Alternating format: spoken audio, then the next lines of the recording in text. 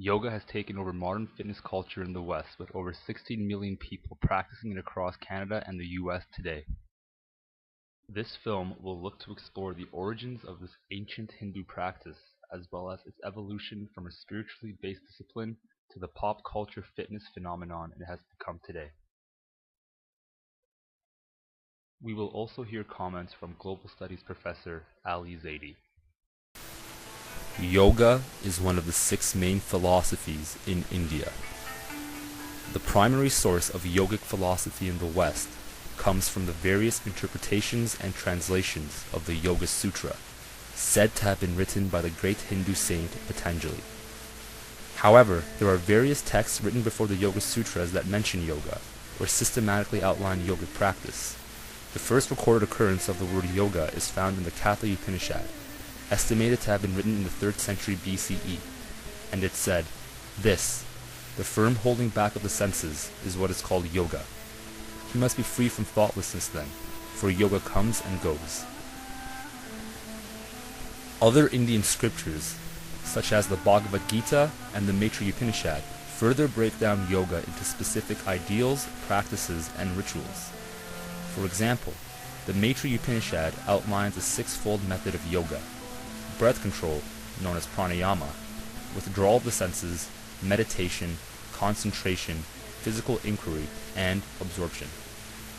As Mark Singleton writes in his book Yoga Body, The Origins of Modern Posture Practice, the Indian tradition shows no evidence for the kind of posture-based practices that dominate transnational Anglophone yoga today.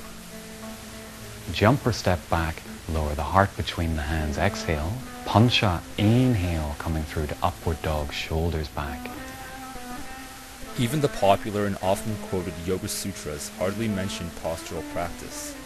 The textual basis of postural practice comes from ancient Hindu scriptures such as the Hatha Yoga Pratipika and the Siva Samatha.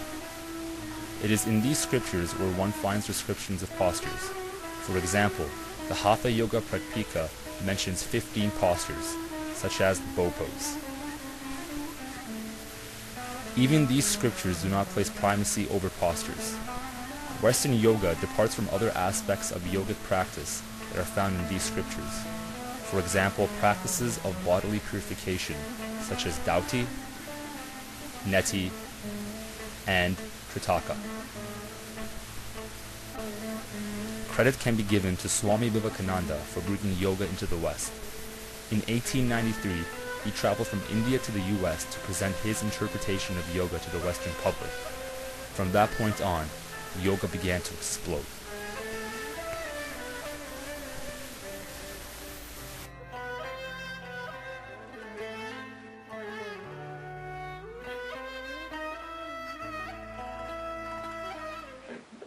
You're in India, you see people wearing shalwar kameez, pajamas, doing yoga right on the mats.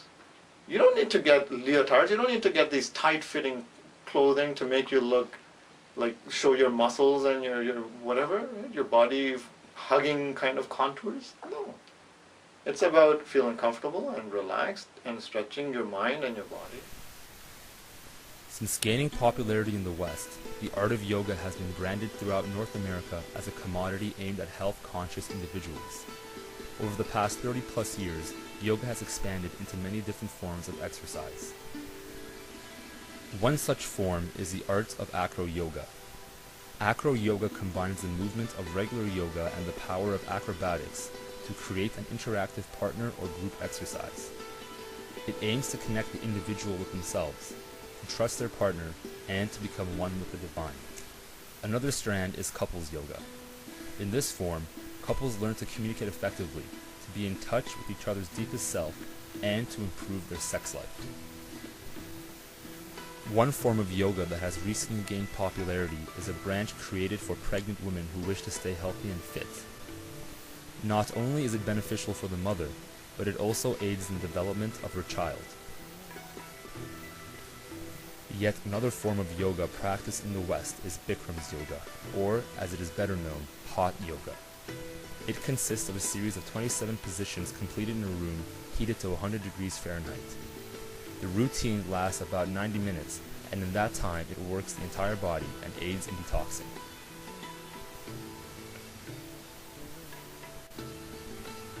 As a result of its immense and growing popularity, it is estimated that over 16 million Americans practice yoga on a regular basis and spend around $5.7 billion a year on gear alone.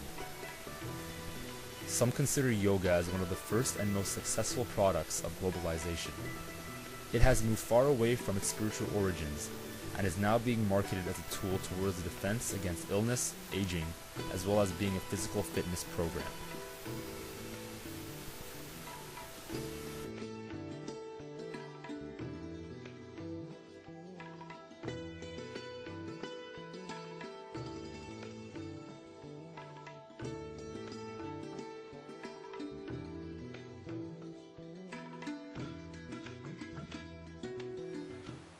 Doing yoga in Western societies is constructed in such a way that you do it for 30 minutes or 60 minutes, right?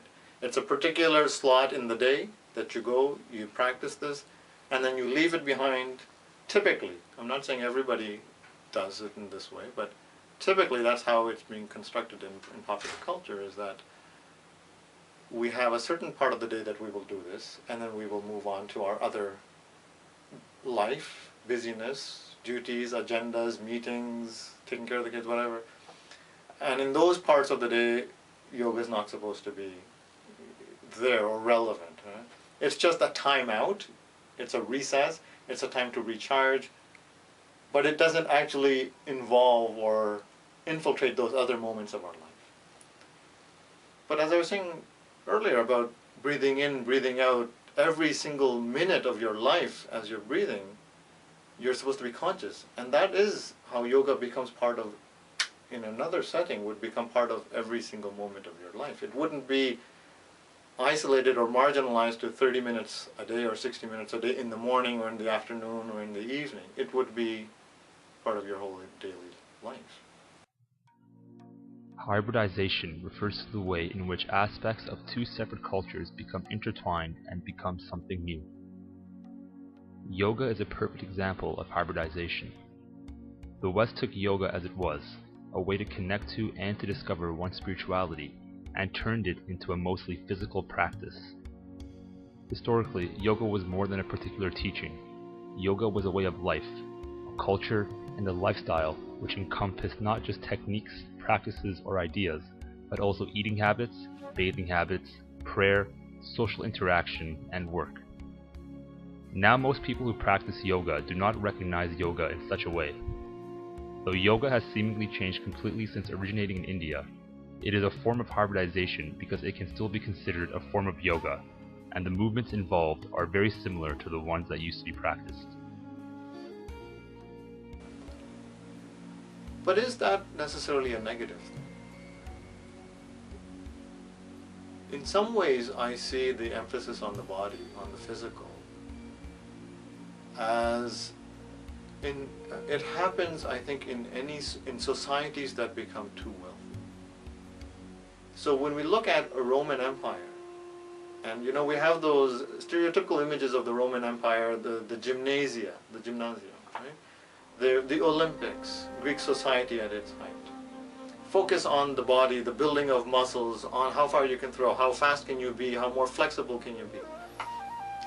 I think it's endemic to societies that reach a certain level of wealth and development.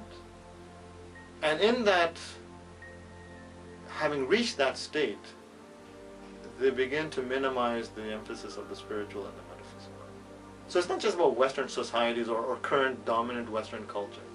I think it's endemic to any societies that begin to become too wealthy, too materialistic, and lose the connection with the metaphysical realm of things, the spiritual realm.